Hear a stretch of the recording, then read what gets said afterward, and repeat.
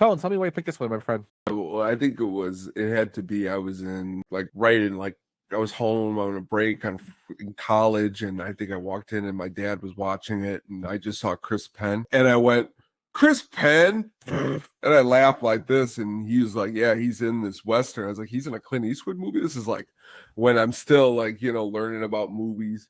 And uh, I sat down and actually watched this movie multiple times, and I just find this movie to be super awesome. I like Clint Eastwood's character a lot. I like the idea of just this guy coming into town. You don't really know much about him. I like the way he just pretty much all the women fawn over him right away. And then of course, like Michael Moriarty's like, he's there as a good person. You know what I mean? Like he's not there to like ruin anybody's lives. But there's a lot of stuff in this film that, that I find very interesting.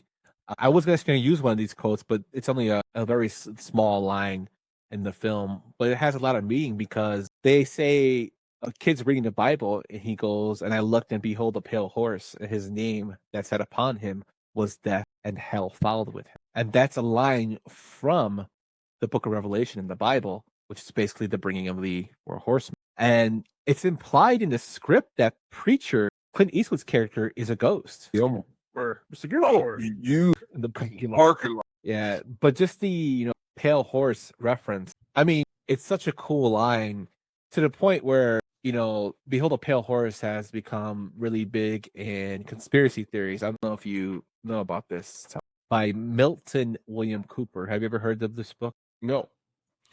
So not to get like too conspiracy into like deep dive into conspiracy theory stuff, but Milton William Cooper wrote a book called Behold the Pale Horse, which has a bunch of conspiracy theories and that have a lot to do with like American, government and other stuff, which some of it is kind of interesting, especially in the times we're living in, the stuff he talks. But he uses that line, "Behold the pale horse," so it has that significant meaning of that phrase from the Bible is used to show that bad things are